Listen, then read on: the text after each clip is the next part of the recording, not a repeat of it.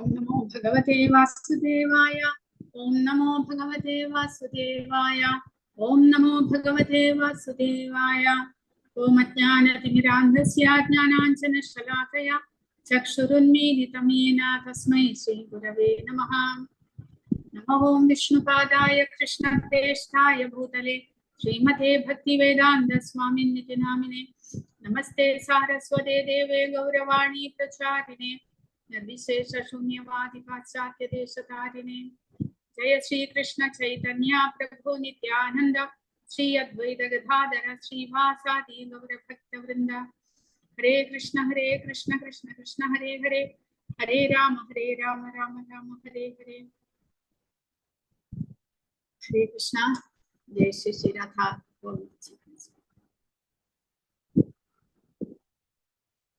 ഹരേ കൃഷ്ണ. ഇന്ന് 8-ാം അധ്യായം ഒടുവിലത്തെ ഭാഗമാണ്.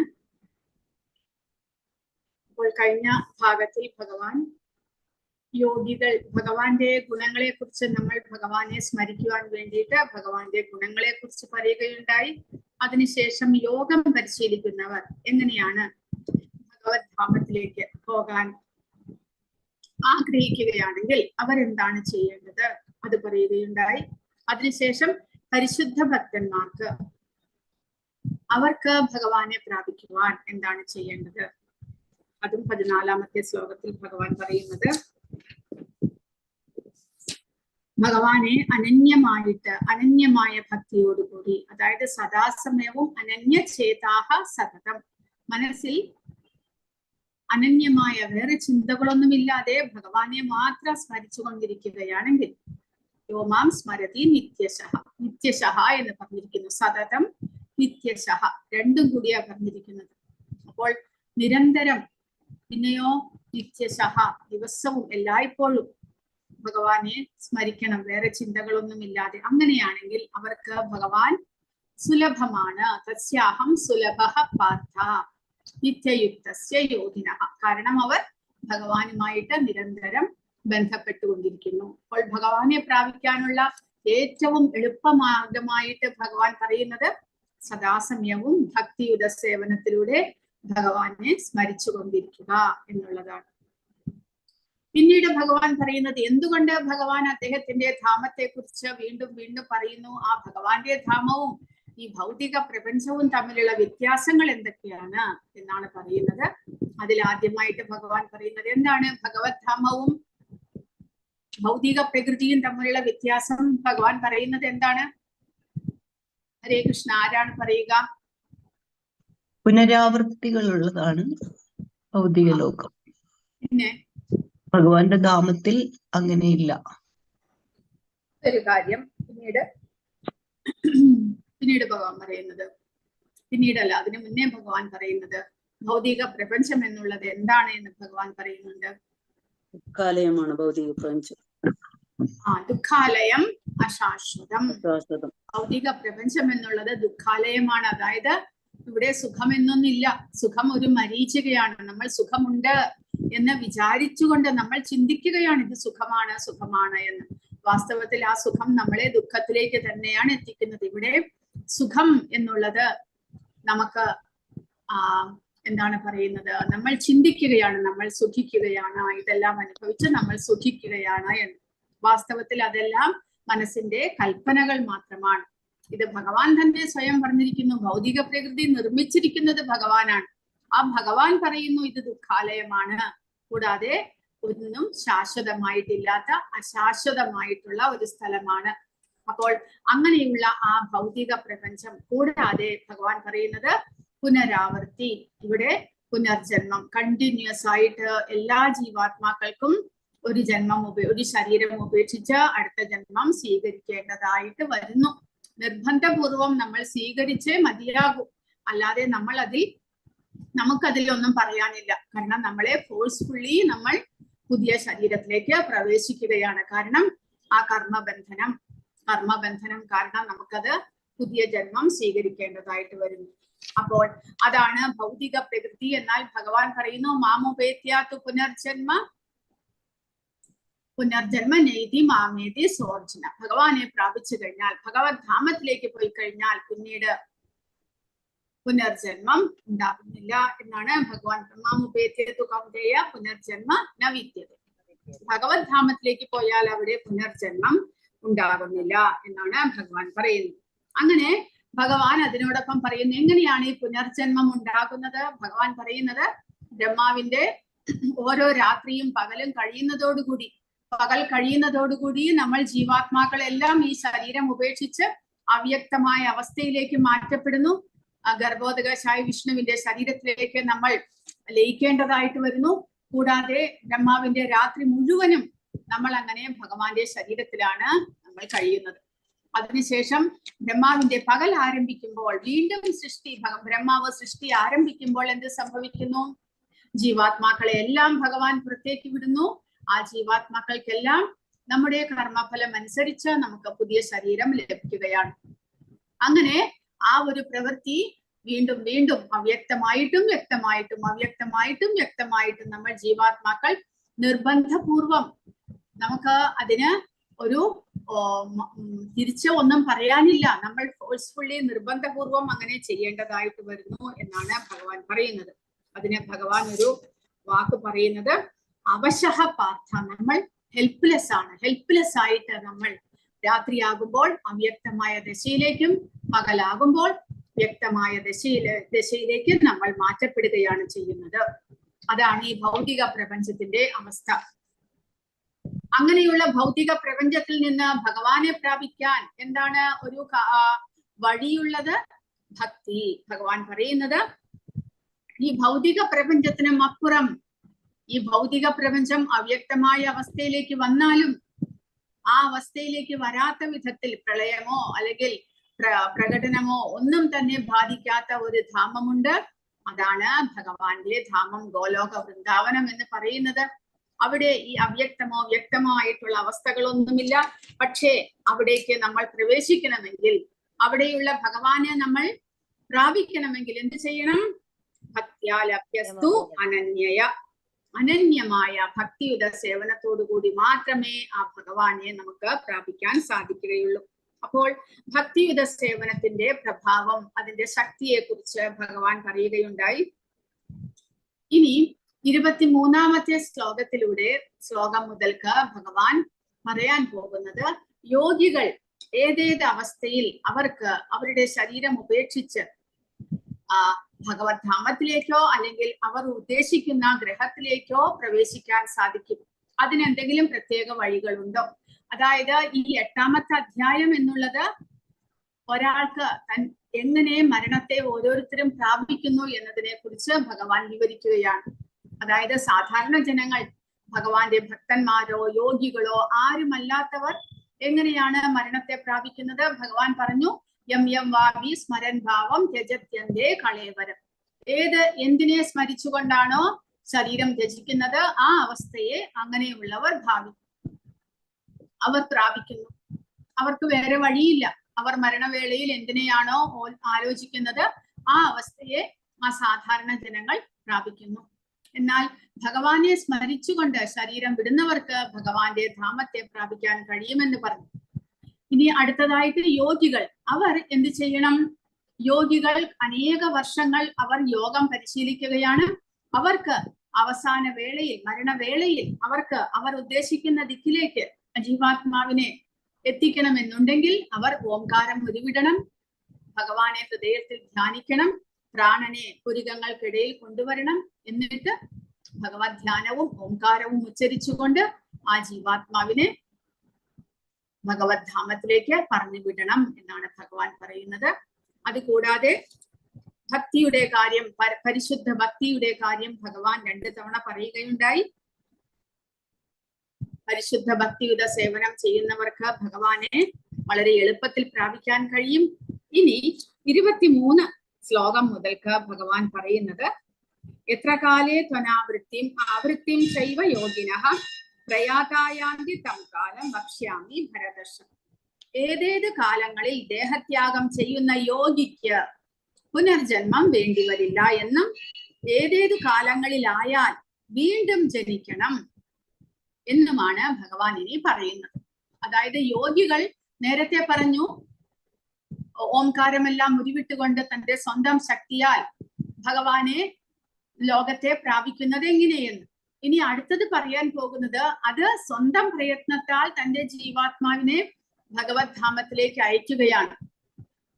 പക്ഷെ ആ സ്വന്തം പ്രയത്നത്താൽ തന്റെ ജീവാത്മാവിനെ അയക്കുന്നതിന് മുന്നേ എപ്പോഴെങ്കിലും സ്വയമേവ അദ്ദേഹത്തിന് മരണം സംഭവിച്ചാലോ? അങ്ങനെയാണെങ്കിൽ എന്ത് സംഭവിക്കും? ഇത്രയും കാലം യോഗം പരിശീലിച്ച് ആ പൂർണ്ണതയിലേക്ക് എത്താൻ ശ്രമിക്കുന്ന ആ യോഗിക്ക് പെട്ടെന്നൊരു ദിവസം മരണം എപ്പോൾ വരുമെന്ന് നമുക്ക് പറയാൻ സാധിക്കില്ല. ചില യോഗികൾ സ്വന്തം പ്രയത്നത്താൽ ആ മരണവേളയിൽ ജീവാത്മാവിനെ ഭഗവത് ധാമത്തിൽ എത്തിക്കുന്നുണ്ട്, ശരിയാണ്. പക്ഷെ അല്ലാതെ ചിലപ്പോൾ സ്വയമേവ മരണം വരുമ്പോൾ, സ്വാഭാവികമായിട്ട് മരണം വരുമ്പോൾ ഈ യോഗികൾ എന്ന് പറഞ്ഞാൽ, യോഗികൾ എന്ന് പറയുമ്പോൾ എല്ലാവരും ഉൾപ്പെടും, ഭക്തന്മാരും ഉൾപ്പെടും. ഭഗവാനുമായിട്ട് ബന്ധപ്പെട്ടുകൊണ്ടുള്ള ആ ഭക്തിയുടെ സേവനത്തിൽ ഏർപ്പെട്ടുകൊണ്ടിരിക്കുന്നവർ എല്ലാവരും യോഗികളാണ്. അപ്പോൾ അവർക്ക് എന്ത് സംഭവിക്കും? ഏത് സമയത്ത് ജീവത്യാഗം ചെയ്യുമ്പോൾ അല്ലെങ്കിൽ ദേഹത്യാഗം ചെയ്യുമ്പോൾ ഭഗവത് ധാമത്തെ പ്രാപിക്കാൻ സാധിക്കും, അല്ലെങ്കിൽ പുനർജന്മം ഉണ്ടാവില്ല? ഏത് സമയത്ത് പ്രാണൻ ശരീരം വിട്ടുപോകുകയാണെങ്കിൽ പുനർജന്മം ഉണ്ടാകും? ഈ രണ്ട് കാര്യങ്ങളാണ് ഭഗവാൻ ഇനി പറയുന്നത്.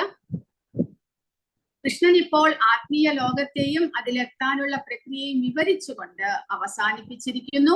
ഈ അധ്യായത്തിലെ അവസാനത്തെ 6 ശ്ലോകങ്ങളിൽ പരമാത്മാവിനെ പ്രാപിക്കാൻ ഒരാത്മാവ് തന്റെ ശരീരം ഉപേക്ഷിക്കേണ്ട പ്രക്രിയ, അതിനെക്കുറിച്ചാണ് ഭഗവാൻ ചർച്ച ചെയ്യുന്നത്.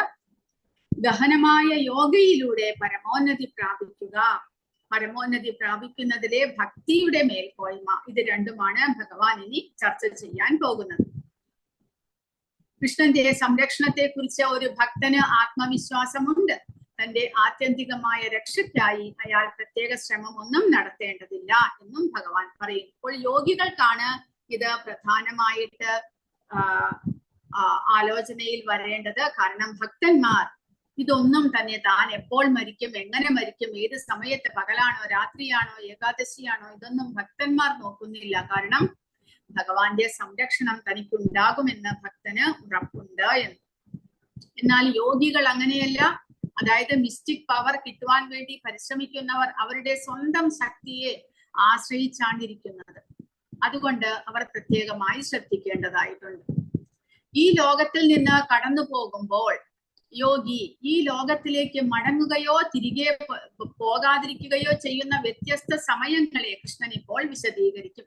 എന്നിരുന്നാലും ഒരു ഭക്തൻ ഭഗവാനോടുള്ള തന്റെ കീഴടങ്ങളിൽ മാത്രം ശ്രദ്ധ കേന്ദ്രീകരിക്കേണ്ടതുണ്ട്. അവന്റെ മരണത്തിന്റെ കൃത്യമായ സമയത്തെ കുറിച്ച് വിഷമിക്കേണ്ടതില്ല. ഭഗവാന് സമ്പൂർണ്ണ സമർപ്പണം ചെയ്ത ശുദ്ധഭക്തന്മാർ തങ്ങളുടെ മരണം എപ്പോൾ എങ്ങനെയായിരിക്കും എന്നതിനെ കുറിച്ച് ആലോചിക്കാറില്ല. അവരതെല്ലാം ഭഗവാനെ ഏൽപ്പിച്ച് സന്തുഷ്ടരായി നിഷ്പ്രയാസം ഭഗവത് സന്നിധിയിലേക്ക് തിരിച്ചു പോകുന്നു. ശുദ്ധഭക്തരല്ലാത്ത കർമ്മജ്ഞാന ഹഠ യോഗാദി സാക്ഷാത്കാര പദ്ധതികളിൽ ഏർപ്പെടുന്നവർക്കാകട്ടെ ജന്യമൃതികളുള്ള ഈ ഭൗതിക ലോകത്തിലേക്ക് തിരിച്ചു വരണമോ വേണ്ടയോ എന്ന് തീരുമാനിച്ചുകൊണ്ട് അതിനുതകുന്ന സമയത്ത് ദേഹത്യാഗം ചെയ്യേണ്ടതായിട്ടുണ്ട്. അപ്പോൾ യോഗികൾ പ്രധാനമായിട്ടും യോഗികളാണ്. അവർ സ്വന്തം പ്രയത്നത്താൽ ശരീരം ത്യജിക്കുന്നത് കൊണ്ട് സമയമെല്ലാം കൃത്യമായി കണക്കാക്കി, അതായത് എസ്പെഷ്യലി ഭീഷ്മ പിതാമഹൻ എങ്ങനെയാണോ ഉത്തരായണം വരാൻ വേണ്ടി കാത്തിരുന്നത്, അതുപോലെ ആ കൃത്യമായ സമയത്ത് ദേഹത്യാഗം. കാരണം ഇനി തിരിച്ചു വരേണ്ട എന്നാണ് യോഗി ആഗ്രഹിക്കുന്നത് എങ്കിൽ ആ പ്രത്യേക സമയത്ത് തന്നെ ദേഹത്തെ ത്യജിക്കേണ്ടതായിട്ടുണ്ട്.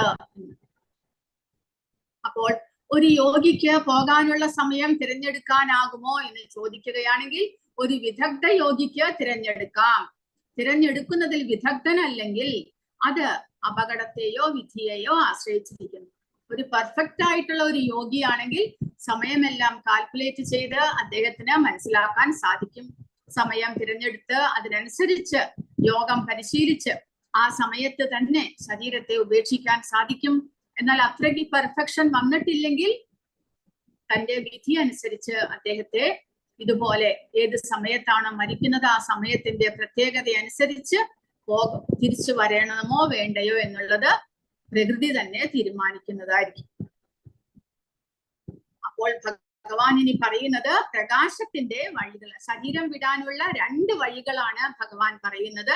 ഒന്ന് പ്രകാശത്തിന്റെ പാത, ഒന്ന് ഇരുട്ടിന്റെ പാത. ശരീരം വിടാൻ 2 സമയം, അതായത് ഒന്ന് പകലിൽ അല്ലെങ്കിൽ രാത്രിയിൽ. ഈ 2 സമയമാണ് നമ്മൾ പ്രപഞ്ചത്തിൽ ഉള്ളത്. ഈ 2 സമയത്തിൽ ഏതെങ്കിലും ഒരു സമയത്തായിരിക്കും നമ്മുടെ ശരീരം ത്യജിക്കുന്നത്. അപ്പോൾ പ്രകാശത്തിന്റെ പാതയും ഇരുട്ടിന്റെ പാതയും, അങ്ങനെ 2 വഴികളാണ് ഉള്ളത്. അഗ്നിർജ്യോതിരഹ ശുക്ലഃ ഷണ്മാസാ ഉത്തരായണം തത്ര പ്രയാതാ ഗച്ഛന്തി ബ്രഹ്മവിദോ ജനാഃ. അപ്പോൾ പ്രകാശത്തിന്റെ പാതയെ കുറിച്ച് ഭഗവാൻ പറയുന്നത് അഗ്നിയുടെയോ ജ്യോതിസിന്റെയോ സാന്നിധ്യത്തിലോ പകലുള്ള ശുഭമുഹൂർത്തത്തിലോ ശുക്ലപക്ഷത്തിലോ ഉത്തരായണ കാലത്തോ ഈഹലോകം വിടുന്ന ബ്രഹ്മജ്ഞാനി ഭഗവാനെ പ്രാപിക്കും. അപ്പോൾ ഒരു ശുഭമുഹൂർത്തം വേണം. പകൽ സമയത്താണ്, പക്ഷെ പകൽ സമയത്തും മുഹൂർത്തം നല്ലതായിരിക്കണം. പിന്നെ അഗ്നിയുടെയും ജ്യോതിസിന്റെയും സാന്നിധ്യം ഉണ്ടായിരിക്കണം. അതായത് സൂര്യദേവന്റെ സാന്നിധ്യത്താൽ അഗ്നിദേവന്റെയോ സൂര്യദേവന്റെയോ സാന്നിധ്യം, സ്വാധീനം ആ സമയത്ത് ഉണ്ടായിരിക്കണം. പിന്നെ ശുക്ലപക്ഷം, കൃഷ്ണപക്ഷമാകാൻ പാടില്ല, ശുക്ലപക്ഷം. ശുക്ലപക്ഷം എന്ന് പറഞ്ഞാൽ ചന്ദ്രൻ പൗർണമിയിലേക്ക് നീങ്ങുന്ന സമയം ശുക്ലപക്ഷം. ചന്ദ്രൻ അമാവാസിയിലേക്ക് അല്ലെങ്കിൽ തന്റെ എന്താണ് പറയുന്നത്, ചന്ദ്രനെ നമ്മൾ കാണാതിരിക്കുന്ന അവസ്ഥയുണ്ട്, അമാവാസി. ആ സമയത്തേക്ക് നീങ്ങുമ്പോൾ അത് കൃഷ്ണപക്ഷം. അങ്ങനെ 2 സമയമാണ്. 15 ദിവസം മൂലം ഒരു മാസത്തിൽ 2 സമയമാണ്. ഒന്ന് കൃഷ്ണപക്ഷവും ഒന്ന് ശുക്ലപക്ഷവും. പിന്നെ ഉത്തരായനം. ഉത്തരായനം എന്ന് പറയുമ്പോൾ സൂര്യൻ വടക്കോട്ട് സഞ്ചരിക്കുന്ന സമയം. ഇപ്പോൾ ജനുവരി മുതൽ മകരമാസം മുതൽക്ക് 6 മാസം ഉത്തരായണ കാലമാണ്. അപ്പോൾ ഉത്തരായണ കാലത്തിന്റെ പ്രത്യേകത എന്താണ്? ആർക്കെങ്കിലും അറിയാമോ? എന്താണ് ഉത്തരായണ കാലം കൊണ്ട് ഉദ്ദേശിക്കുന്നത്? ആരാണ് പറയുക? പിതൃക്കളുടെ പിതൃക്കളുടെ മാസം, അതിന് പ്രാധാന്യം കൊടുക്കുന്നുണ്ടല്ലോ പിതൃക്കൾ. ഉത്തരായന കാലത്തിൽ ദേവന്മാർ ഉണർന്നിരിക്കുന്ന സമയമല്ലേ മാതാജി? അതുണ്ട്. ഉത്തരായണ കാലത്ത് ദേവന്മാർ ഉണർന്നിരിക്കുന്ന സമയമാണ്. ഉത്തരായന കാലത്തിൽ പുനർജന്മം ഉണ്ടാകില്ല എന്നുള്ള രീതിയിലുണ്ടോ? അതാണ്, ഉത്തരായണ കാലത്ത് മരിക്കുന്നവർക്ക് അങ്ങനെ പറയുന്നുണ്ട്. പക്ഷെ ഭഗവാൻ പറയുന്നു ഈ കണ്ടീഷൻസ് എല്ലാം തന്നെ നമ്മൾ നിർവഹിച്ചിരിക്കണം. അതായത് പകൽ സമയമായിരിക്കണം, പിന്നെ അഗ്നിയുടെയും സൂര്യന്റെയും സാന്നിധ്യം ഉണ്ടായിരിക്കണം, പിന്നെ ശുക്ലപക്ഷം, കൂടാതെ ഉത്തരായണം. ഇതെല്ലാം ഉണ്ടെങ്കിൽ എന്നാണ് ഭഗവാൻ പറയുന്നത്. അപ്പോൾ ഉത്തരായണ കാലം നമ്മുടെ ദേവന്മാരുടെ പകൽ സമയമാണ് എന്ന് പറയുന്നു. അതായത് ദേവന്മാരുടെ ഒരു ദിവസം എന്നുള്ളത് നമ്മുടെ 6 മാസമാണ്. ഒരു ദിവസം എന്ന് പറയുമ്പോൾ ഒരു പകൽ നമ്മുടെ 6 മാസം, അവരുടെ രാത്രി നമ്മുടെ 6 മാസം. അങ്ങനെ നമ്മുടെ ഒരു വർഷമാകുമ്പോൾ ദേവന്മാരുടെ ഒരു ദിവസമാകുന്നു. അപ്പോൾ ദേവന്മാരുടെ പകൽ സമയമാണ് നമ്മുടെ ഈ ഉത്തരായണം. ജനുവരി മകരം 1 മുതൽക്ക് കർക്കിടകം 31 വരെയുള്ള സമയം ദേവന്മാർ ഉണർന്നിരിക്കുന്ന സമയമാണ്. അതാണ് പ്രത്യേകമായിട്ട് സൂര്യൻ വടക്കോട്ട് സഞ്ചരിക്കുന്നു, ഭൂമിക്ക് അടുക്കലേക്ക് വരുന്നു സൂര്യപ്രകാശം കൂടുതലുള്ള സമയമാണ്. പിന്നെയോ പകൽ സമയം അഗ്നി സാന്നിധ്യവും ഉള്ള സമയമാണ്. കാരണം ചൂട് വളരെയധികം ഉള്ള സമയമാണിത്. പിന്നെ ഈ സമയം ദേവന്മാർ ഉണർന്നിരിക്കുന്നു എന്ന് പറയുമ്പോൾ നമ്മൾ എന്ത് നല്ല കാര്യങ്ങൾ, പുണ്യകർമ്മങ്ങൾ ചെയ്യുമ്പോഴും അത് സ്വീകരിച്ച് അനുഗ്രഹിക്കാൻ ദേവന്മാർ ഉണർന്നിരിക്കുന്നു. നേരെ മറിച്ച് ദക്ഷിണായന സമയത്ത് ദേവന്മാർ ഉറങ്ങുന്ന സമയമാണ്. നമ്മൾ എന്ത് സമർപ്പിച്ചാലും അത് സ്വീകരിക്കാനായിട്ട് അവർ ഉറങ്ങുന്ന സമയമല്ലേ. അതുകൊണ്ടാണ് ദേവന്മാരുടെ സാന്നിധ്യം ആവശ്യമുള്ള വിവാഹങ്ങൾ, പിന്നീട് ഈ ഉപനയനം മുതലായിട്ടുള്ള കാര്യങ്ങളെല്ലാം തന്നെ ഉത്തരായണ കാലത്ത് നടത്തുന്നത് ഈ ദേവ സാന്നിധ്യം ആ സമയത്ത് ഉണ്ടായിരിക്കും എന്നുള്ളത് കൊണ്ടാണ്. അങ്ങനെ ഒരു ചിന്തയും കൂടെ അവിടെ ഉണ്ട്. അപ്പോൾ അങ്ങനെ എല്ലാം കൊണ്ടും ഈ ഉത്തരായണ സമയം മരണത്തിനും വിശേഷമാണ് എന്നാണ് ഇവിടെ ഭഗവാൻ പറയുന്നത്. അതാണ് ബ്രഹ്മദേവനും മരിച്ച് വീണിട്ടും, അതായത് അമ്പുകൾ കൊണ്ട് വീണിട്ടും ഉത്തരായണം വരാൻ വേണ്ടിയിട്ട് ഭീഷ്മദേവനും കാത്തിരിക്കുകയുണ്ടായി. മഹാഭാരതത്തിൽ ഭീഷ്മദേവനും ഉത്തരായണം വരാനായിട്ട് കാത്തിരിക്കുകയുണ്ടായി. ഉത്തരായണ സമയത്ത് പകൽ സമയത്ത് ഭഗവാനെ മുന്നിൽ ദർശിച്ചുകൊണ്ടാണ് ഭീഷ്മദേവൻ തന്റെ ശരീരം വെടിയുന്നത്. അപ്പോൾ അങ്ങനെയുള്ള പകൽ സമയത്ത് നമ്മൾ ശരീരം വിടുകയാണെങ്കിൽ എന്നാണ് ഭഗവാൻ പറയുന്നത്. കാരണം ആ ദേവന്മാർ ആ ജീവാത്മാവിനെ അവർ ഉണർന്നിരിക്കുന്നത് കൊണ്ട് ജീവാത്മാവിനെ അനുഗമിക്കാൻ അല്ലെങ്കിൽ അദ്ദേഹത്തെ വരവേൽക്കാൻ ദേവന്മാർ വഴിയിലെല്ലാം, കാരണം നമ്മൾ ജീവാത്മാവ് പോകുന്നത് ഇങ്ങനെ മുകളിലേക്ക് പോയിട്ടല്ലേ, ബ്രഹ്മലോകത്തിനെയും താണ്ടിയിട്ടാണ് ആധ്യാത്മിക ലോകത്തിലേക്ക് കടക്കുന്നത്. അപ്പോൾ ദേവന്മാരുടെ ലോകങ്ങളിലും മഹർഷിമാരുടെ ലോകങ്ങളിലും എല്ലാം അവർ ആ ജീവാത്മാവിനെ പാതയൊരുക്കാൻ ഇവിടെ കൊടുത്തിരിക്കുന്നു പ്രഭുപാദ. അവർ അവിടെ നിൽക്കുന്നുണ്ടാകും എന്നാണ് പറയുന്നത്. അഗ്നി, ജ്യോതിസ്, പകൽ, ശുക്ലപക്ഷം എന്നൊക്കെ പറയുമ്പോൾ അവയിലെല്ലാം ജീവാത്മാവിന് യാത്രാവിധാനങ്ങൾ ഒരുക്കുന്ന വിവിധ ദേവതമാരുണ്ടെന്ന് ഓർക്കണം. അപ്പോൾ മരണസമയത്ത് മനസ്സ് ആത്മാവിനെ ഒരു പുതിയ ജീവിതത്തിലേക്ക് വഴി കാട്ടുകയാണ്. അങ്ങനെ ജീവാത്മാവിന് യാദൃച്ഛികമായിട്ടും മരണം സംഭവിക്കാം, അല്ലെങ്കിൽ യോഗികൾ മുൻകൂട്ടി നിശ്ചയിച്ച പ്രകാരം ആ സമയത്ത് ആ ബ്രഹ്മമുഹൂർത്തത്തിൽ അല്ലെങ്കിൽ ആ പ്രത്യേക ശുഭമുഹൂർത്തത്തിൽ ജീവാത്മാവിനെ ശരീരത്തിൽ നിന്ന് മോചിപ്പിക്കാം. ഏത് വേണമെങ്കിലും ആകാം.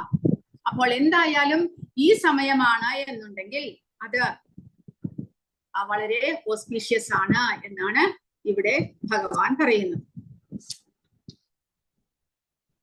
പിന്നെ ഇരുട്ടിന്റെ പാതയാണെങ്കിലോ, ഇരുട്ട് സമയത്ത് ധൂമോ രാത്രിസ്തഥാ കൃഷ്ണ ഷൺമാസ ദക്ഷിണായനം തത്ര ചാന്ദ്രമസം ജ്യോതിർ യോഗി പ്രാപ്യ നിവർത്തതി. ധൂമ സാന്നിധ്യം, അതായത് പുക, പകൽ വെളിച്ചമല്ല, രാത്രി സമയത്ത് പുകയുടെ സാന്നിധ്യത്തിൽ രാത്രി, കൃഷ്ണപക്ഷം, ദക്ഷിണായനം എന്നീ സമയങ്ങളിൽ മരിക്കുന്ന യോഗി ചന്ദ്രലോകം പോകുന്നു. അയാൾ വീണ്ടും ഭൂമിയിൽ ജനിക്കും. കാരണം ചന്ദ്രലോകം നമ്മുടെ ഭൗതിക പ്രപഞ്ചത്തിൽ തന്നെയാണ് ഉള്ളത്. അപ്പോൾ അവിടെ പോയി കഴിഞ്ഞാൽ പുണ്യകർമ്മത്തിന്റെ ഫലം കഴിയുന്നതോടുകൂടി അയാൾക്ക് ഭൂമിയിലേക്ക് തിരിച്ചു വരേണ്ടതായിട്ട് വരും. ദക്ഷിണായനം എന്ന് പറയുമ്പോൾ സൂര്യൻ വീണ്ടും തെക്കോട്ട് സഞ്ചരിക്കുന്ന സമയമാണ്. അങ്ങനെ ചന്ദ്രലോകത്തിൽ എത്തിക്കഴിഞ്ഞാൽ ഫലോദിഷ്ട കർമ്മങ്ങളെല്ലാം ചെയ്യുന്നവർ ചന്ദ്രലോകം വരെ പോകുന്നു, പിന്നീട് തിരിച്ചു വരേണ്ടതായിട്ട് വരുന്നു. അങ്ങനെ രണ്ട് വഴികളാണ് ഉള്ളത് എന്ന് ഭഗവാൻ പറയുന്നു. അപ്പോൾ ശുക്ലപക്ഷത്തിലും ഉത്തരായണത്തിലും എല്ലാം പോകുന്നവർ ജ്ഞാനികൾക്കും യോഗികൾക്കും ആ വഴിയെ പോകാൻ സാധിക്കും. എന്നാൽ ചന്ദ്രലോകത്തിലേക്ക് പോകുന്നവർ, ദക്ഷിണായനത്തിൽ പോകുന്നവർ കർമ്മികളായിരിക്കും. ഫലോദിഷ്ട കർമ്മം ചെയ്ത് സുഖഭോഗങ്ങൾ അനുഭവിക്കാൻ വേണ്ടി പോകുന്നവരായിരിക്കും സാധാരണ എന്ന് പറയുന്നു. തത്വത്തിൽ മുക്തി എന്നത് തിരിച്ചു വരാത്ത പാതയാണെങ്കിലും ബ്രഹ്മജ്യോതി, ഭഗവാന്റെ ശരീരത്തിൽ നിന്നുള്ള പ്രകാശം നേടിയെടുക്കൽ, ജ്ഞാനികൾ അവിടെയുള്ള ഭക്തി സേവനത്തിലെ ആത്മീയ ഇടപെടൽ പ്രവർത്തനത്തിന്റെ അഭാവം മൂലം മടങ്ങി വരാൻ സാധ്യതയുണ്ട്. ബലദേവ വിദ്യാഭൂഷൺ ആചാര്യ പറഞ്ഞിരിക്കുന്നത്, പണ്ട് മുതൽ ഫലമുദ്ദേശിച്ച കർമ്മം ചെയ്യുന്നവരും തത്വജ്ഞാനപരമായ ഊഹാപോഹങ്ങൾ നടത്തുന്നവരും അനാദികാലം മുതൽക്കേ ഭൂമിയിൽ വന്നും പോയും ഇരിക്കുന്നു. കൃഷ്ണന് സ്വയം സമർപ്പിതരാകാത്തതിനാൽ അക്കൂട്ടർക്ക് വാസ്തവത്തിൽ ഒരിക്കലും ആത്യന്തിക മുക്തി ലഭിക്കുന്നില്ല.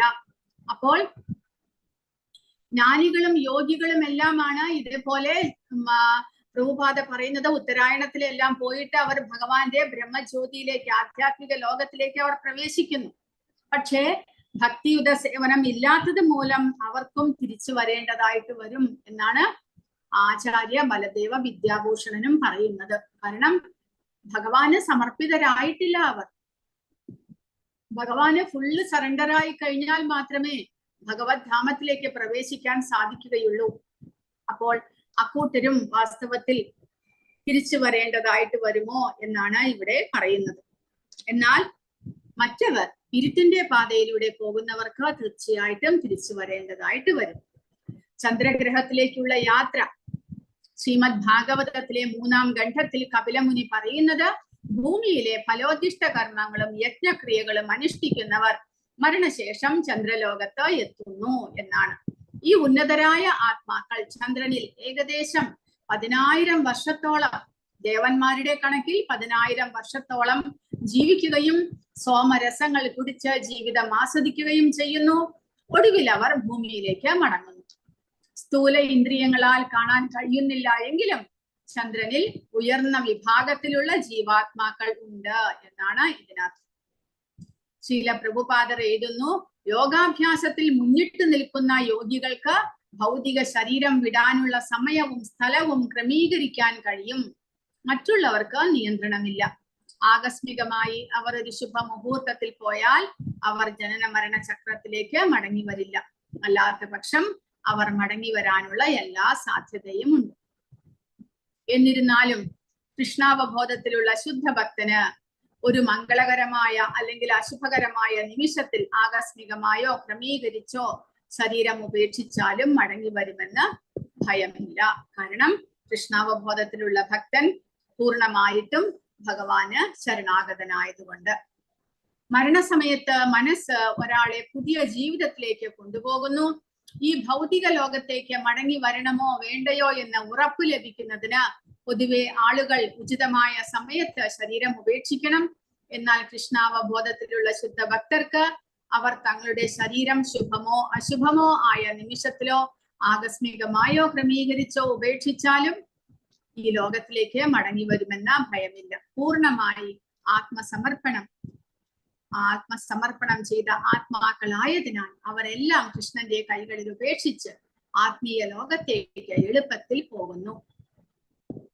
അപ്പോൾ ശരീരം വിടാനുള്ള വഴികൾ ശുദ്ധഭക്തരുടെ ബാധ പൂർവഭക്തർക്ക് എപ്പോൾ വേണമെങ്കിലും ശരീരം ഉപേക്ഷിക്കാം. കാരണം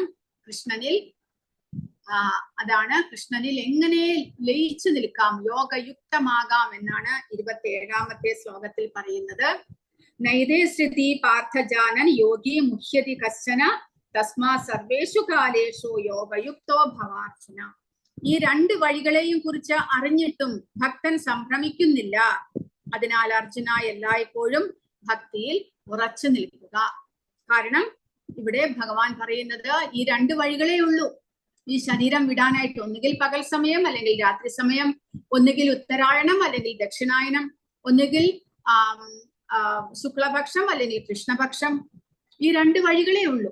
പക്ഷേ ഭക്തൻ ഇതിനെ കുറിച്ചൊന്നും ആലോചിക്കാറില്ല എന്ന് ഭഗവാൻ പറയുന്നു. കാരണം പ്രഭുപാദ പറയുന്നു, കൃഷ്ണാവബോധത്തിൽ ലയിക്കുന്നതിനുള്ള ഏറ്റവും നല്ല മാർഗം എപ്പോഴും അദ്ദേഹത്തിന്റെ സേവനത്തിൽ മുഴുകുക എന്നതാണ്.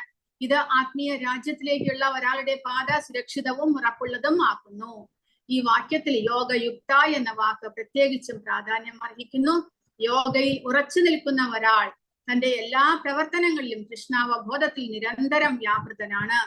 ചില രൂപഗോസ്വാമി ഉപദേശിക്കുന്നു, അനാസക്തസ്യ വിഷയാൻ യഥാർഹമുപയുഞ്ചതഃ നിർബന്ധ കൃഷ്ണ സംബന്ധേ യുക്ത വൈരാഗ്യം ഉച്ചത്.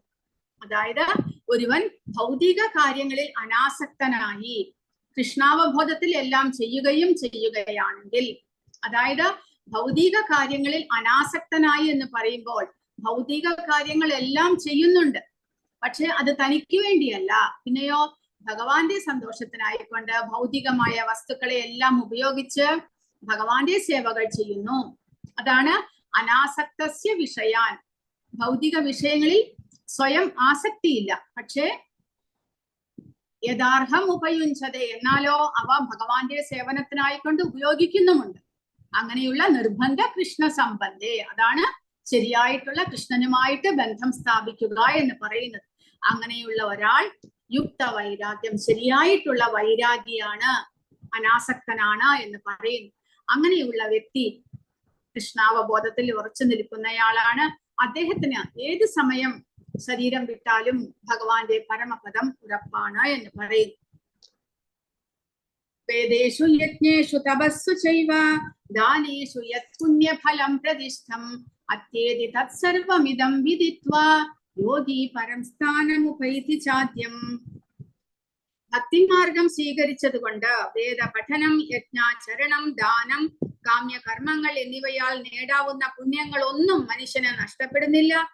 ഭഗവത് സേവനം കൊണ്ട് തന്നെ മേൽപ്പറഞ്ഞ പുണ്യഫലങ്ങളെല്ലാം ഭക്തന് ലഭിക്കുന്നു. കൂടാതെ അവസാനം അയാൾ സനാതനമായ പരമധാമത്തിൽ എത്തുകയും ചെയ്യും. അപ്പോൾ ഇവിടെ ഭഗവാൻ വീണ്ടും ഭക്തിയുത സേവനത്തിന് മുൻഗണന കൊടുക്കുകയാണ്. കാരണം പുണ്യകർമ്മങ്ങൾ ചെയ്യുന്നതിനെക്കാട്ടിലും ശ്രേഷ്ഠമാണ് ഭക്തിയുത സേവനം എന്ന് ഭഗവാൻ വീണ്ടും പറയുന്നു. കാരണം വേദങ്ങൾ പഠിക്കുക, യജ്ഞം, ദാനം, തപസ് മുതലായവ ചെയ്യുക, ഇതെല്ലാം തന്നെ പുണ്യകർമ്മമാണ്. ഈ പുണ്യകർമ്മങ്ങൾ ചെയ്തത് കൊണ്ട് നമുക്ക് എന്താണ് പ്രയോജനം ഉണ്ടാകുക? അങ്ങനെയുള്ളവ ചെയ്തത് കൊണ്ട് നമ്മുടെ പാപകർമ്മങ്ങൾ കുറഞ്ഞു വരും, ശരിയാണ്. രണ്ടാമതായിട്ട് ആ പുണ്യകർമ്മത്തിന്റെ ഫലമായിട്ട് നമുക്ക് ഇഹലോകത്തിലും പരലോകത്തിലും, അതായത് സ്വർഗലോകങ്ങളിലും സുഖ സൗകര്യങ്ങൾ അനുഭവിക്കാൻ സാധിക്കും, അതും ശരിയാണ്. പക്ഷെ എങ്കിലും പരമപദം ലഭിക്കുന്നില്ലല്ലോ. അതാണ് നമ്മൾ ആലോചിക്കേണ്ടത്. വീണ്ടും നമുക്ക് ഇവിടെ ജനിച്ച് മരിച്ച് തന്നെ ജീവിക്കേണ്ടതായിട്ട് വരും. അപ്പോൾ വീണ്ടും അടുത്ത ജന്മം പുണ്യകർമ്മത്തിന്റെ ഫലമായിട്ട് സുഖങ്ങൾ അനുഭവിക്കണം.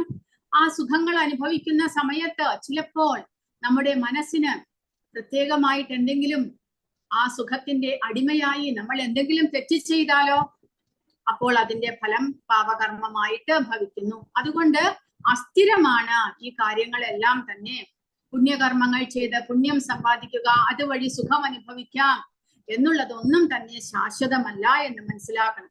കൂടാതെ ഭഗവാൻ പറയുന്നു, ഈ പുണ്യകർമ്മത്തിൽ നിന്ന് എന്തെല്ലാം ഫലം ലഭിക്കുന്നുവോ അതെല്ലാം തന്നെ കൃഷ്ണാവബോധത്തിലുള്ള കർമ്മങ്ങൾ ചെയ്യുന്നത് കൊണ്ട് അല്ലെങ്കിൽ ഭക്തിയുത സേവനം ചെയ്യുന്നത് കൊണ്ട് നേടാൻ സാധിക്കും.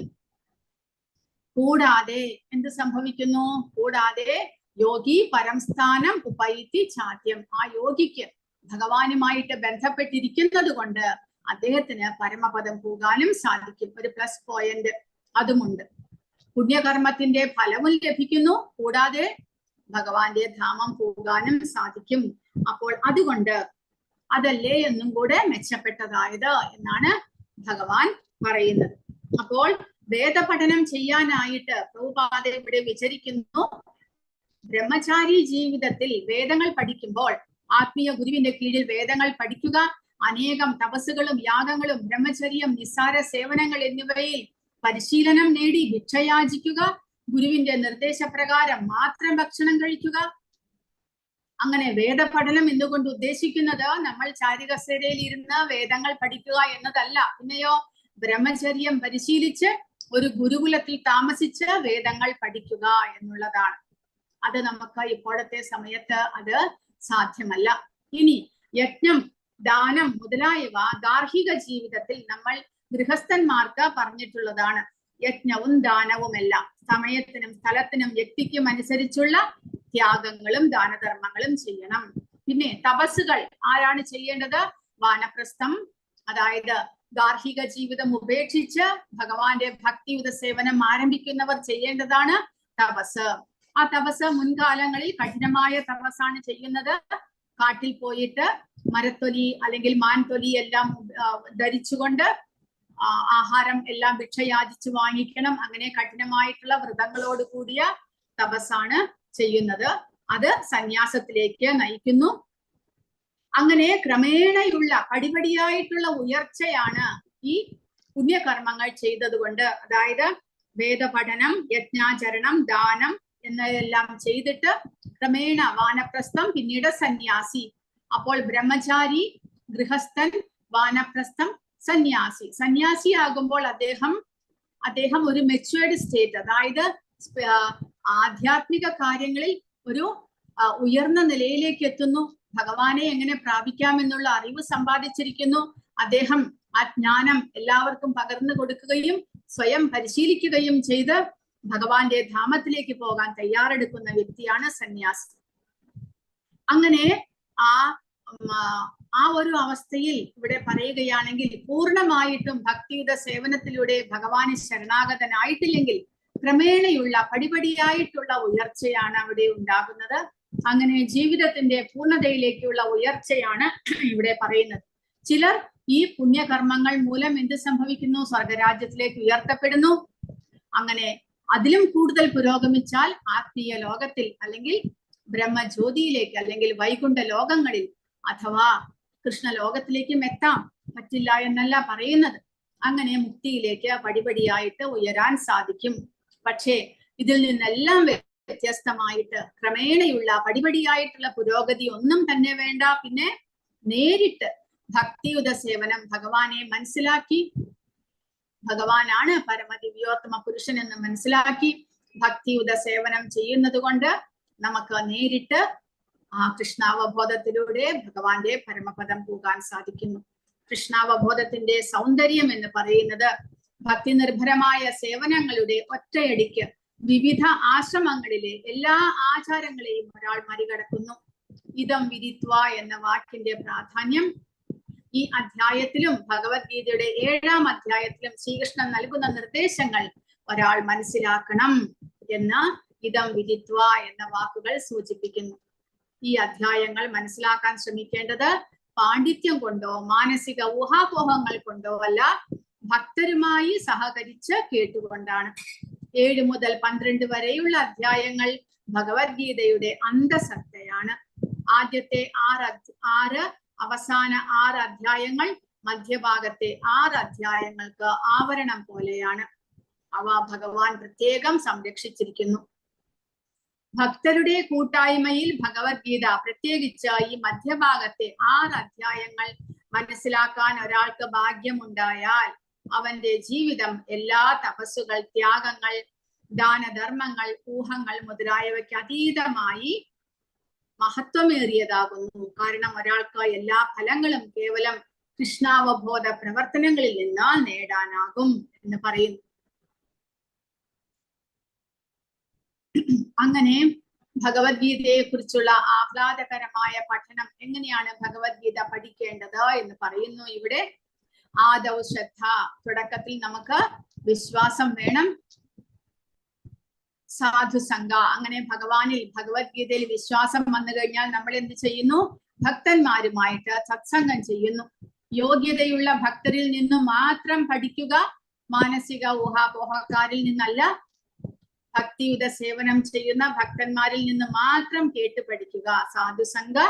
പിന്നീട് സാധുസംഗം നമ്മളെ ഭജനക്രിയയിലേക്കും അവിടെ നിന്ന് അനർത്ഥ നിവൃത്തിയിലേക്കും എത്തിക്കുന്നു. ഭജനക്രിയ എന്ന് പറയുമ്പോൾ സാധന, ഭക്തി, അങ്ങനെ ഭക്തന്മാരുമായിട്ടുള്ള സഹവാസത്തിൽ സേവനം ഭഗവാനെ കുറിച്ചുള്ള എല്ലാ സംശയങ്ങളും ഇല്ലാതാക്കുന്നു. അനർത്ഥ നിവൃത്തി എന്ന് പറയുമ്പോൾ നമ്മുടെ മനസ്സിലുള്ള തെറ്റിദ്ധാരണകളും മിഥ്യാകളും എല്ലാം തന്നെ നീങ്ങി നമ്മൾ നമുക്ക് അതിൽ ആ ഭക്തിയുത സേവനത്തിൽ ഒരു നിഷ്ഠയുണ്ടാകുന്നു, കൃത്യനിഷ്ഠയുണ്ടാകുന്നു. പിന്നീട് അത് രുചിയായിട്ടും ആസക്തിയായിട്ടും മാറുന്നു. അതായത് ഭഗവത്ഗീത വായിക്കാനുള്ള രുചി കൂടിക്കൂടി വരുന്നു, പഠിക്കാനുള്ള രുചി കൂടിക്കൂടി വരുന്നു. പിന്നീട് ആ ഭഗവത്ഗീത സ്വയം മനസ്സിലാക്കാൻ ആസക്തി, പഠനം ആസ്വദിക്കുന്നു. എപ്പോഴും കൃഷ്ണാവബോധമുള്ളതായിട്ട് അനുഭവപ്പെടുന്ന അവസ്ഥ കൈവരിക്കുന്നു. അങ്ങനെ ഭഗവാനിൽ കൃഷ്ണനുമായിട്ട് പൂർണ്ണമായും അടുക്കുകയാണ്. വിപുലമായ ഘട്ടം ഭാവവും പ്രേമവും കൃഷ്ണനുമായി പൂർണ്ണമായും പ്രണയത്തിലാകുന്നു. ഏറ്റവും ഉയർന്ന ഘട്ടത്തിലേക്ക് ഉയരുകയാണ് ചെയ്യുന്നത്. അപ്പോൾ ആദ്യം തുടക്കത്തിൽ വേണ്ടത് ശ്രദ്ധയാണ്, വിശ്വാസം. ആ വിശ്വാസത്തിൽ നിന്ന് പിന്നീട് ആ ഭഗവാന്റെ ഭാവഭക്തി, പ്രേമഭക്തിയിലേക്ക് ഉയരാനായിട്ട് അധികം സമയം വേണ്ട. പക്ഷേ നമ്മൾ നിഷ്ഠയോടുകൂടി, കൃത്യനിഷ്ഠയോടുകൂടി, വിശ്വാസത്തോടുകൂടി ഇത് പഠിക്കുകയും ഇത് മനസ്സിലാക്കണമെന്നുള്ള ആഗ്രഹം മനസ്സിലുണ്ടാകുകയും ചെയ്തു കഴിഞ്ഞാൽ അങ്ങനെ അത് ആ നിഷ്ഠയിലേക്കും പിന്നീട് ഭാവപ്രേമ ഭക്തിയിലേക്കും ഉയരാനായിട്ട് സാധിക്കുന്നു. ഹരേ കൃഷ്ണ. അതുകൊണ്ടാണ് നിങ്ങളോട് പ്രഭുപാദയുടെ പ്രത്യേകം പറഞ്ഞിരിക്കുന്നു, 7 മുതൽ 12 വരെയുള്ള അധ്യായങ്ങൾ ശ്രദ്ധിച്ച് പഠിക്കണം. ഭക്തിയോഗത്തെ കുറിച്ചാണ് പറയുന്നത്. അപ്പോൾ അതുകൊണ്ടാണ് നിങ്ങൾ എല്ലാവരും ഈ 2 ശ്ലോകങ്ങൾ വായിച്ച് മനസ്സിലാക്കി അത് ക്ലാസ്സിൽ പ്രസന്റ് ചെയ്യണം എന്ന് പറഞ്ഞത്. അങ്ങനെ ചെയ്യുന്നുണ്ടോ? ഹരേ കൃഷ്ണ. സ്വന്തം മനസ്സിലാക്കി അത് തന്നെയാണോ നിങ്ങൾ അവിടെ ക്ലാസ്സിൽ പറയുന്നത്? അതെയോ? ഹരേ കൃഷ്ണ. എല്ലാവരും ചെയ്യുന്നുണ്ട് മാതാജി, പക്ഷെ എല്ലാവരും വരുന്നില്ലേ മാതാജി? ഹരേ കൃഷ്ണ. വരണില്ലേ? കുറച്ചു പേര് വരുന്നുണ്ടായിരുന്നു. കഴിഞ്ഞ ക്ലാസ്സിൽ ആ കുറവായിരുന്നു ഭയങ്കര. അപ്പൊ വന്നവരെ എല്ലാവരും സ്വന്തമായിട്ട് പ്രസന്റേഷൻ ചെയ്യുന്നുണ്ടോ അല്ല പ്രഭുപാദരുടെ വ്യാഖ്യാനം നോക്കി വായിക്കാം? അല്ല, വായിച്ചിട്ട് കുറച്ച് നമ്മളതായ സെന്റൻസിൽ പറയുന്നുണ്ടായിരുന്നു പോലെ. അപ്പോൾ അങ്ങനെ ചെയ്യണം. കാരണം നിങ്ങളുടെ മനസ്സിൽ എന്താണ് ഇതിനെ കുറിച്ച് മനസ്സിലാകുന്നത് എന്ന് നിങ്ങൾ റിപ്പീറ്റ് ചെയ്യണം. കാരണം നിങ്ങൾക്ക് അതിനെ റീപ്രൊഡ്യൂസ് ചെയ്യാൻ പറ്റുന്നുണ്ടോ എന്ന് ഓരോരുത്തരും ആലോചിക്കണം. പ്രഭുപാദരുടെ വ്യാഖ്യാനം തന്നിട്ടുണ്ട്, അത് നമ്മൾ വായിക്കണം. അത് നമുക്ക് മനസ്സിലാകാൻ വേണ്ടിയിട്ട് പ്രഭുപാദ തരുന്നതാണ്. പ്രഭുപാദ വ്യാഖ്യാനം എഴുതി വെച്ചിരിക്കുന്നതാണ്. അത് നമ്മൾ വായിച്ച് മനസ്സിലാക്കുക. അതിനുശേഷം ആ ശ്ലോകത്തിന്റെ അർത്ഥം നിങ്ങളുടേതായിട്ടുള്ള വാക്കുകളിൽ അതിനെ വീണ്ടും പ്രസന്റ് ചെയ്യുക. അത് എത്രമാത്രം നിങ്ങൾക്ക് മനസ്സിലായി എന്ന് മനസ്സിലാക്കാനായിട്ട് സാധിക്കും, നിങ്ങൾക്ക് സ്വയം മനസ്സിലാക്കാൻ സാധിക്കും. പ്രഭുപാദരുടെ ആ ശ്ലോകത്തിന്റെ അർത്ഥവും വ്യാഖ്യാനവും പഠിച്ചു കഴിഞ്ഞിട്ട് നിങ്ങളുടെ വാക്കുകളിൽ നിങ്ങൾ പറയുമ്പോഴാണ് നിങ്ങൾക്ക് എത്രമാത്രം ഇതിനെക്കുറിച്ചുള്ള അറിവ് വന്നിരിക്കുന്നു എന്ന് മനസ്സിലാക്കാനായിട്ട് സാധിക്കുകയുള്ളൂ. അതിനു വേണ്ടിയിട്ടാണ് അങ്ങനെ പറയുന്നത്. ഇപ്പോൾ പ്രഭുപാദരും പ്രത്യേകം പറഞ്ഞിരിക്കുന്നു, 7 മുതൽ 12 വരെയുള്ള അധ്യായങ്ങൾ ഭക്തന്മാരുടെ ഒപ്പം വായിച്ച് മനസ്സിലാക്കുകയും അത് സത്സംഗത്തിലൂടെ അറിയാൻ ശ്രമിക്കുകയും വേണം എന്ന് പ്രത്യേകം പറഞ്ഞിരിക്കുന്നു പ്രഭുപാദർ. അപ്പോൾ അതെല്ലാം നമ്മൾ ഈ ചെയ്യുന്നത് പോലെ അതിനെ നിങ്ങൾക്ക് സ്വയം അതിനെക്കുറിച്ച്, ആ ഭക്തിയെ കുറിച്ച് മനസ്സിലാക്കാനും അതെങ്ങനെ ഭക്തിയുത സേവനം ചെയ്യണം, ഭഗവാനെ കുറിച്ചുള്ള അറിവ്, അതെല്ലാം നമ്മുടെ മനസ്സിൽ ഉൾക്കൊള്ളാൻ വേണ്ടിയിട്ടും കൂടിയിട്ടാണ് പ്രഭുപാദ പറയുന്നത്. അല്ലാതെ ജ്ഞാനം എന്ന് പറയുമ്പോൾ വെറുതെ വായിച്ചു പോയി എപ്പോഴെങ്കിലും റീപ്രൊഡ്യൂസ് ചെയ്യുകയല്ല. കാരണം ഭക്തിയുത സേവനം നമ്മൾ നിരന്തരം ചെയ്യേണ്ടതാണ്. ആ നിരന്തരം ചെയ്യേണ്ടതായിട്ടുള്ള ഭക്തിയുത സേവനത്തിൽ ഭഗവാനെ കുറിച്ചുള്ള അറിവ് വളരെ വളരെ പ്രാധാന്യമുള്ളതാണ്. കാരണം ഭഗവാനെ നമ്മൾ തത്വത്തിൽ മനസ്സിലാക്കുമ്പോഴാണ് ആ ഭഗവാനോടുള്ള ഭക്തി വർദ്ധിച്ചു വരുന്നത്. അപ്പോൾ അതിനു വേണ്ടിയിട്ടാണ് പ്രഭുപാദരും പ്രത്യേകം പറഞ്ഞിരിക്കുന്നത്, ഭക്തന്മാരും ഒരുമിച്ച് ഈ തത്വം മനസ്സിലാക്കാനായിട്ട് ശ്രമിക്കണം. കാരണം ഓരോ അധ്യായത്തിലും ഭഗവാന്റെ ആധ്യാത്മിക ലോകത്തെക്കുറിച്ച്, ഭഗവാനെ കുറിച്ച് കൂടുതൽ കൂടുതൽ പറഞ്ഞു തരുന്നുണ്ട്. ഇപ്പോൾ ഈ അധ്യായത്തിൽ, 8ാമത്തെ അധ്യായത്തിൽ ഭഗവാൻ പറയുന്നത് ബ്രഹ്മാവിന്റെ പകൽ രാത്രി എങ്ങനെയാണ്, ജീവാത്മാക്കളുടെ സൃഷ്ടി സംഹാരം ഇതെല്ലാം നടക്കുന്നത്, ഭഗവാന്റെ ആധ്യാത്മിക ലോകം അതെങ്ങനെയാണ്, അവ്യക്തമായ ദശയ്ക്കും അപ്പുറമാണ്, അങ്ങനെയെല്ലാം പറയുമ്പോൾ അത് നമ്മൾക്ക് ഉൾക്കൊള്ളാൻ സാധിച്ചോ ഇല്ലയോ എന്ന് നമ്മൾ തിരിച്ച് അത് മറ്റുള്ളവരെ കേൾപ്പിക്കുമ്പോഴല്ലേ നമുക്ക് മനസ്സിലാകുക. അപ്പോൾ അതിനു വേണ്ടിയിട്ടാണ്. അല്ലെങ്കിൽ 10 തവണ നമ്മൾ വായിച്ചാലും പിന്നീട് പ്രസന്റേഷൻ സമയത്ത് അല്ലെങ്കിൽ ആരെങ്കിലും ചോദ്യം ചോദിക്കുമ്പോൾ അതിന് കറക്റ്റ് ആയിട്ടുള്ള ഉത്തരം തരാൻ നിങ്ങൾക്ക് സാധിക്കില്ല. അതുകൊണ്ടാണ് പറയുന്നത്, നിങ്ങൾ സ്വയം അത് വായിച്ച് മനസ്സിലാക്കി അതിനെ നിങ്ങളുടേതായ വാക്കുകളിൽ തിരിച്ചു പറയുക. അപ്പോൾ മനസ്സിലാക്കാൻ സാധിക്കും നിങ്ങൾക്ക് എത്രമാത്രം അതിനെ ഉൾക്കൊള്ളാൻ സാധിച്ചിരിക്കുന്നു. ആ ബ്രഹ്മഭൂന ലോകാൻ പുനരാവർത്തിനോർജുന എന്ന് പറഞ്ഞിരിക്കുന്നു ഭഗവാൻ. അപ്പോൾ ബ്രഹ്മലോകം മുതൽക്കുള്ള എല്ലാ ലോകങ്ങളിലും പുനരാവർത്തിയുണ്ട് എന്ന് പറയുമ്പോൾ നമ്മൾ അതിനെക്കുറിച്ച് ചിന്തിക്കണം. ബ്രഹ്മലോകം മുതൽക്കുള്ള ലോകങ്ങൾ, എത്രമാത്രം ലോകങ്ങളുണ്ട്, ആ ലോകങ്ങളെല്ലാം തന്നെ ഈ ഭൗതിക പ്രപഞ്ചത്തിന്റെ ഉള്ളിലാണിരിക്കുന്നത്. പക്ഷേ ഭഗവാൻ പറയുന്നു, മാമുപേത്യത്തു കൗന്ദേയ പുനർജന്മന വിദ്യതേ. മാമുപേത്യ, എന്നെ പ്രാപിച്ചു കഴിഞ്ഞാൽ അപ്പോൾ എവിടെ മുതൽക്കാണ് ആധ്യാത്മിക ലോകം ആരംഭിക്കുന്നത്? ആധ്യാത്മിക ലോകത്തിൽ പ്രവേശിച്ചാൽ അല്ലെങ്കിൽ ഭഗവാന്റെ ലോകത്തിൽ പ്രവേശിച്ചാൽ പിന്നീട് പുനർജന്മം ഇല്ല എന്ന് പറഞ്ഞിരിക്കുന്നു. അതിന് കാരണം എന്താണ്? ഇങ്ങനെയെല്ലാം ആ ഓരോ ശ്ലോകത്തിനും നിങ്ങൾ സ്വയം അതിനെ ക്വസ്റ്റ്യൻ ചോദിച്ച് അതിനെ ഭക്തന്മാരുമായിട്ട് ചേർന്നിട്ട് ഡിസ്കഷൻ ചെയ്യണം. അതാണ് പ്രഭുപാദരും ആഗ്രഹിക്കുന്നത്. അപ്പോൾ അതുവഴി നിങ്ങളുടെ അറിവ് കൂടുതൽ കൂടുതൽ ആകാനായിട്ട് സാധിക്കുന്നു. ഇപ്പോൾ ഞാൻ പറയുന്നത് നിങ്ങൾ കേൾക്കുന്നു, അത് നമ്മുടെ ശ്രദ്ധ, കോൺസെൻട്രേഷൻ എത്രമാത്രമുണ്ടോ അത്രമാത്രമേ നമ്മുടെ മനസ്സിൽ കയറുകയുള്ളൂ. പക്ഷെ നമ്മൾ സ്വയം അതിനെ വായിച്ച് മനസ്സിലാക്കി മറ്റുള്ളവർക്ക് പറഞ്ഞു കൊടുക്കുമ്പോൾ അത് നമ്മുടെ ഉള്ളിൽ എപ്പോഴും തങ്ങി നിൽക്കും. അതിനും കൂടെ വേണ്ടിയിട്ടാണ് പറയുന്നത്. പ്രഭുപാദരും അതിനു വേണ്ടിയിട്ടാണ് പറയുന്നത്, നമ്മൾ അതിനെ ശ്രദ്ധയോടുകൂടി അധ്യായങ്ങൾ വായിച്ച് മനസ്സിലാക്കണം. ഹരേ കൃഷ്ണ. ആർക്കെങ്കിലും എന്തെങ്കിലും